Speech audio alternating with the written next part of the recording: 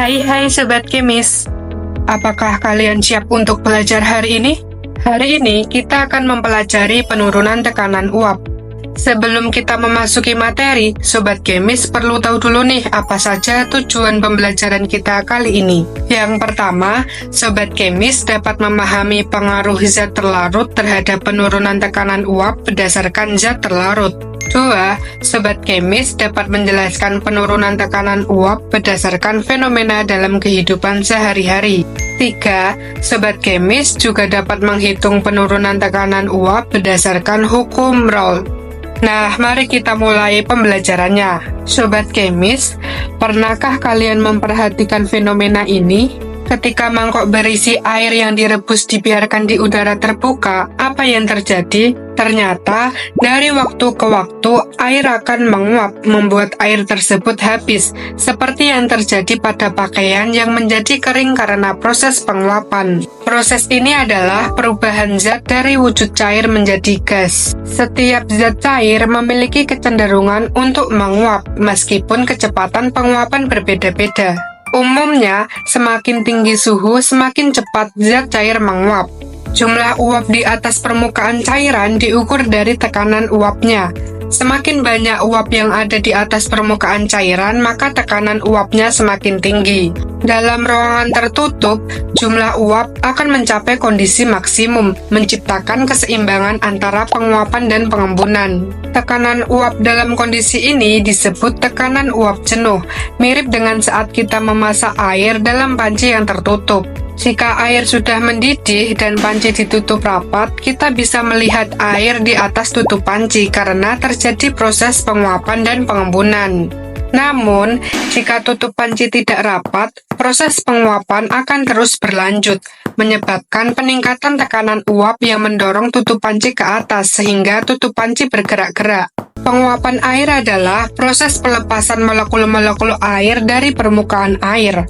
Lalu bagaimana jika ada zat terlarut dalam air? Jika ada zat terlarut dalam air, partikel-partikel zat terlarut tersebut akan menghalangi permukaan air, mengganggu proses penguapan air.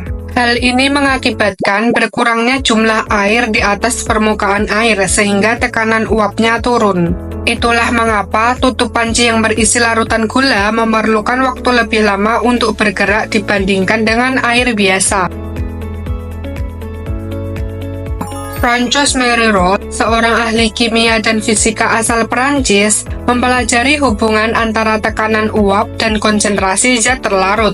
Antara tahun 1887 hingga 1888. Dari penelitiannya, Raoult menyimpulkan bahwa tekanan uap larutan berbanding lurus dengan fraksi mol zat pelarut dan tekanan uap pelarut murninya, yang dikenal sebagai hukum Raoult. Persamaan untuk tekanan uap jenuh larutan adalah hasil kali antara fraksi mol zat pelarut dengan tekanan uap jenuh pelarut murni. Perlu diingat bahwa sifat koligatif yang terjadi adalah penurunan tekanan uap larutan dilambangkan dengan delta P. Delta P adalah selisih antara tekanan uap jenuh pelarut murni atau P0 dengan tekanan uap jenuh larutan atau P. Karena P sama dengan fraksi mol zat pelarut dikali P0, maka persamaannya jadi delta P sama dengan dalam kurung 1 dikurangi fraksi mol zat pelarut dikali P0. Jika penjumlahan fraksi mol zat pelarut dengan fraksi mol zat terlarut adalah sama dengan 1, maka nilai penurunan tekanan uap larutan dapat dihitung dengan rumus delta P sama dengan tekanan uap jenuh pelarut murni dikali fraksi mol zat terlarut. Rumus ini berlaku untuk larutan non-elektrolit seperti larutan gula. Sedangkan untuk larutan elektrolit seperti air aki, Sobat Kemis dapat menggunakan rumus berikut ini. Delta P atau penurunan tekanan uap itu hasil kali fraksi mol zat terlarut dengan tekanan uap jenuh pelarut murni dan faktor Van Hoff, yang mana I sama dengan 1 ditambah N-1 dikali alfa atau derajat ionisasi.